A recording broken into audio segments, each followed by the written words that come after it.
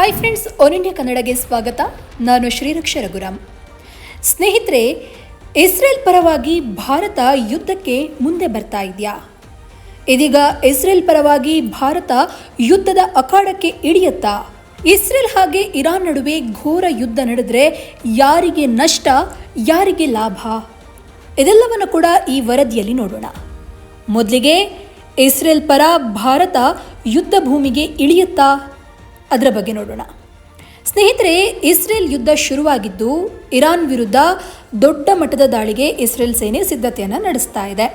ಇಂತಹ ಸಮಯದಲ್ಲೇ ಪೆಟ್ರೋಲ್ ಹಾಗೆ ಡೀಸೆಲ್ ರೇಟ್ ಆಕಾಶವನ್ನು ಮುಟ್ಟಿದೆ. ಜನರಿಗೆ ಏನಂತ ಹೇಳಿದರೆ ಅರ್ಧದಷ್ಟು ದುಡ್ಡು ಪೆಟ್ರೋಲ್ ಹಾಗೂ ಡೀಸೆಲ್ಗೆ ಸುರಿಯುವಂತಹ ಸಮಯ ಬರಬಹುದು ಅನ್ನುವಂತಹ ಒಂದು ಎಚ್ಚರಿಕೆ ಕೂಡ ಇದೀಗ ಬರ್ತಾ ಇದೆ. ಹೀಗಿದ್ದಾಗ ಭಾರತ ಕೂಡ ಇಸ್ರೇಲ್ ಪರವಾಗಿ ಯುದ್ಧಕ್ಕೆ ಮುಂದೆ ಬರುತ್ತಾ? ಯಾಕಂತಂದರೆ ಇಸ್ರೇಲ್ ಮತ್ತು ಭಾರತದ ನಡುವೆ ಗಟ್ಟಿಯಾದ ಸ್ನೇಹ ಇದ್ದು ಎರಡೂ ದೇಶ ಹಲವು ವರ್ಷಗಳಿಂದ ವ್ಯಾಪಾರ ಹಾಗೆ ವಹಿವಾಟನ್ನು ನಡೆಸ್ತಾ ಇದೆ. ಇಂತಹ ಸಮಯದಲ್ಲೇ ಈಗ ಇಸ್ರೇಲ್ ಪರವಾಗಿ ಭಾರತ ಯುದ್ಧಕ್ಕೆ ಮುಂದೆ ಬಂದಿದೆ. ಇಸ್ರೇಲ್ ದೇಶದಲ್ಲಿ ಭಾರತೀಯರ ಸಂಖ್ಯೆ ತುಂಬ ಹೆಚ್ಚಾಗಿದೆ. ಯಾಕಂತಂದರೆ ಇಸ್ರೇಲ್ ದೇಶ ಅಭಿವೃದ್ಧಿ ಹೊಂದಲಿಕ್ಕೆ ಭಾರತ ಮೂಲದ ಪ್ರಜೆಗಳ ಕೊಡುಗೆ ಕೂಡ ತುಂಬ ದೊಡ್ಡದಾಗಿದೆ. ಅಲ್ಲಿ ಕಟ್ಟಡ ಕಾರ್ಮಿಕರಿಂದ ಹಿಡಿದು ವೈದ್ಯಕೀಯ ಸೇವೆಗಳ ತನಕ ಸಾಕಷ್ಟು ಭಾರತೀಯರು ಕೆಲಸವನ್ನು ಮಾಡ್ತಾ ಇದ್ದಾರೆ. ಹೀಗಿದ್ದಾಗಲೇ ಇರಾನ್ ಹಾಗೆ ಇಸ್ರೇಲ್ ನಡುವೆ ಯುದ್ಧ ಶುರುವಾದ ಕಾರಣ ಭಯದ ವಾತಾವರಣ ನಿರ್ಮಾಣ ಆಗಿದೆ. ಭಾರತೀಯರಿದ್ದಾರಲ್ವ, ಅಲ್ಲಿರುವಂತಹ ಭಾರತೀಯರು ತಮ್ಮ ಹೆಂಡತಿ ಹಾಗೆ ಮಕ್ಕಳಿಗೆ ಫೋನ್ ಮಾಡುವಾಗ ಬರೀ ಬಾಂಬ್ ಬೀಳುವ ಸೌಂಡೇ ಕೇಳಿಸ್ತಾ ಇದೆ ಅಂತ ಹೇಳಲಾಗ್ತಾ ಇದೆ. ಹಾಗಾದರೆ ಇಸ್ರೇಲ್ ದೇಶದ ಮೇಲೆ ಇರಾನ್ ದಾಳಿ ಮಾಡಿದ ನಂತರ ಭಾರತೀಯರ ಜೀವಕ್ಕೆ ಕಂಟಕ ಎದುರಾಯಿತಾ? ನೋಡೋಣ. ಇಸ್ರೇಲ್ ದೇಶದಲ್ಲಿ ಇರುವಂತಹ ಭಾರತೀಯರಿಗೆ ಈಗಾಗಲೇ ಕೇಂದ್ರ ಸರ್ಕಾರ ಮುನ್ಸೂಚನೆಯನ್ನು ಕೊಟ್ಟಿದೆ. ಯಾವ ಕ್ಷಣದಲ್ಲಿ ಬೇಕಾದರೂ ದೊಡ್ಡ ಅಪಾಯ ಆಗಬಹುದು, ಯುದ್ಧವೇ ಆಗಬಹುದು ಅಥವಾ ಇನ್ನೇನಾದರೂ ಆಗಬಹುದು. ಹೀಗಾಗಿ ನೀವು ಎಚ್ಚರಿಕೆಯಿಂದ ಇರೋದು ಮುಖ್ಯ, ನೀವು ಎಚ್ಚರಿಕೆಯನ್ನು ವಹಿಸಿ ಅಂತ ಭಾರತ ಮೂಲದ ಪ್ರಜೆಗಳಿಗೆ ಸಂದೇಶವನ್ನು ಕೊಡಲಾಗಿದೆ. ಈ ಹಿನ್ನೆಲೆ ಇಸ್ರೇಲ್ ದೇಶದಲ್ಲಿ ಕೆಲಸ ಮಾಡ್ತಾ ಇರುವಂತಹ ಭಾರತ ಮೂಲದ ಪ್ರಜೆಗಳಿಗೆ ಆತಂಕದ ವಾತಾವರಣ ನಿರ್ಮಾಣ ಆಗಿದೆ. ಭಾರತದಲ್ಲಿ ಇರುವಂತಹ ಹೆಂಡತಿ ಹಾಗೆ ಮಕ್ಕಳು ಹಾಗೂ ಅಪ್ಪ ಮತ್ತು ಅಮ್ಮನಿಗೆ ಈಗ ಟೆನ್ಷನ್ ಶುರುವಾಗಿದೆ. ಇನ್ನು ಕೊನೆಯದಾಗಿ ಇಸ್ರೇಲ್ ಪರವಾಗಿ ಭಾರತ ಯುದ್ಧ ಭೂಮಿಗೆ ಇಳಿಯುತ್ತಾ, ವಾರ್ಫೀಲ್ಡ್ಗೆ ಎಂಟ್ರಿ ಕೊಡುತ್ತಾ? ಭಾರತದ ಸೇನೆ ಬಲಿಷ್ಠವಾಗಿದ್ದು ಜಗತ್ತಿನ ದೊಡ್ಡ ದೊಡ್ಡ ದೇಶಗಳನ್ನು ಮೀರಿಸಿ ಭಾರತ ಮಿಲಿಟರಿ ಪಡೆಯನ್ನು ಕಟ್ಟಿಕೊಂಡಿದೆ. ಇಂತಹ ಸಮಯದಲ್ಲಿ ಇಸ್ರೇಲ್ ಪರವಾಗಿ ಭಾರತವು ಕೂಡ ಯುದ್ಧದ ಅಖಾಡಕ್ಕೆ ಬರುತ್ತಾ ಎಂಬ ಪ್ರಶ್ನೆ ಮೂಡಿದೆ. ಯಾಕಂತಂದರೆ ಇಸ್ರೇಲ್ ಕೂಡ ಭಾರತದ ಸಹಾಯದ ನಿರೀಕ್ಷೆಯಲ್ಲಿ ಇದ್ದು ಸಹಾಯವನ್ನು ಬಯಸ್ತಾ ಇದೆ. ಹೀಗಿದ್ರೂ ಕೂಡ ಭಾರತ ಈಗಿನ ಪರಿಸ್ಥಿತಿಯಲ್ಲಿ ಇಸ್ರೇಲ್ಗೆ ಯುದ್ಧದ ವಿಚಾರದಲ್ಲಿ ಸಹಾಯ ಮಾಡೋದು ಅನುಮಾನ ಅಂತ ಹೇಳಬಹುದು. ಯಾಕಂತಂದರೆ ಭಾರತ ಯುದ್ಧದ ವಿಚಾರದಲ್ಲಿ ಬೇರೆಯದ್ದೇ ನಿಲುವನ್ನು ಹೊಂದಿದೆ. ಹೀಗಾಗಿ ಇಸ್ರೇಲ್ ಪರವಾಗಿ ಭಾರತ ಯುದ್ಧದ ಅಖಾಡಕ್ಕೆ ಬರೋದು ಡೌಟ್. ಹೌದು, ಭಾರತ ಅಲಿಪ್ತ ನೀತಿಯನ್ನು ಅನುಸರಿಸುತ್ತೆ. ಭಾರತ ಯಾರ ಪರವಾಗಿ ಕೂಡ ಒಂದು ನಿಲುವನ್ನು ತೆಗೆದುಕೊಳ್ಳೋಲ್ಲ.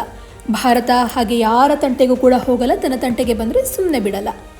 ಹಾಗಾಗಿ ಭಾರತ ತಾನಾಗಿಯೇ ಕಾಲು ಕೆರ್ಕೊಂಡು ಇಂತಹ ಜಗಳ, ಅದು ಕೂಡ ಎರಡು ದೊಡ್ಡ ದೊಡ್ಡ ರಾಷ್ಟ್ರಗಳಲ್ಲದೆ ಇರಬಹುದು, ಆದರೆ ಪವರ್ಫುಲ್ ಅಂದರೆ ಶಸ್ತ್ರಾಸ್ತ್ರಗಳಲ್ಲಾಗಿರಬಹುದು, ತಂತ್ರಜ್ಞಾನಗಳಲ್ಲಾಗಿರಬಹುದು, ಪವರ್ಫುಲ್ ಆಗಿರುವಂತಹ ಎರಡೂ ದೇಶಗಳ ಮಧ್ಯದಲ್ಲಿ ಭಾರತ ಒಂದು ದೇಶದ ಪರವಾಗಿ ನಿಂತು ಯುದ್ಧಕ್ಕೆ ಇಳಿಯೋದು ಅನುಮಾನ ಅಂತಲೇ ಹೇಳಬಹುದು. ಆದರೆ ಈ ವಿಷಯದ ಕುರಿತು ಭಾರತ ಯಾವ ನಿಲುವನ್ನು ತಳೆಯುತ್ತೆ ಅಥವಾ ಏನೆಲ್ಲ ಬೆಳವಣಿಗೆಗಳಾಗುತ್ತೆ ಅನ್ನೋದನ್ನು ನಾವು ನಿಮಗೆ ಮುಂದಿನ ವರದಿಯಲ್ಲಿ ತಿಳಿಸಿಕೊಡ್ತೇವೆ.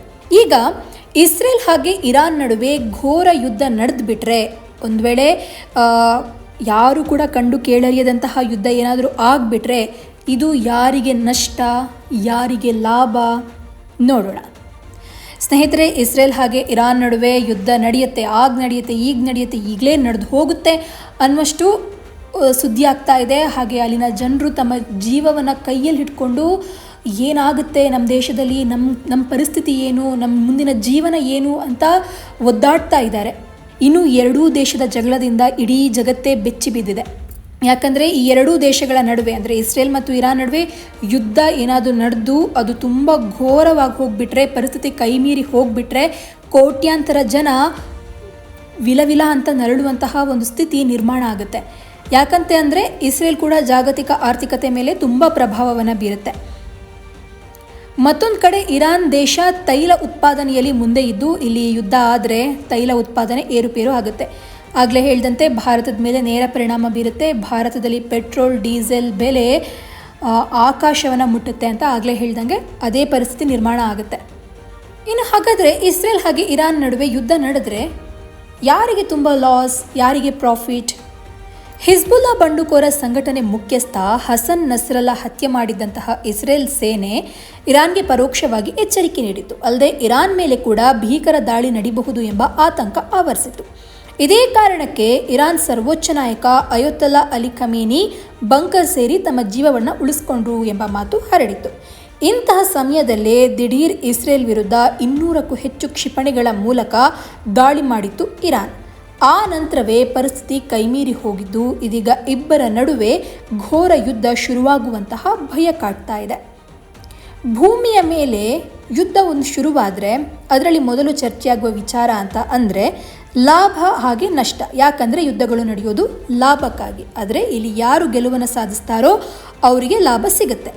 ಆದರೆ ಯಾರು ಯುದ್ಧದಲ್ಲಿ ಸೋತು ಹೋಗ್ತಾರೋ ಅವರಿಗೆ ನಷ್ಟವಾಗುತ್ತೆ. ಜೊತೆಗೆ ಆ ದೇಶ ಎಷ್ಟು ಹಿಂದೆ ಹೋಗುತ್ತಂತಂದರೆ ಆ ದೇಶ ಮತ್ತು ಮುಂದೆ ಹೇಗೆ ಬೆಳೆದು ನಿಲ್ಲುತ್ತೆ ಅಥವಾ ಇಂದಿನ ಪರಿಸ್ಥಿತಿಯಲ್ಲಿ ಅದರ ಇಂದಿನ ಕಾಲಘಟ್ಟದಲ್ಲಿ ಅದರ ಮುಂದಿನ ಸ್ಥಿತಿಗತಿಗಳು ಏನು ಅನ್ನುವಂತಹ ಒಂದು ಚರ್ಚೆಗಳು ಕೂಡ ಎದುರಾಗುತ್ತೆ.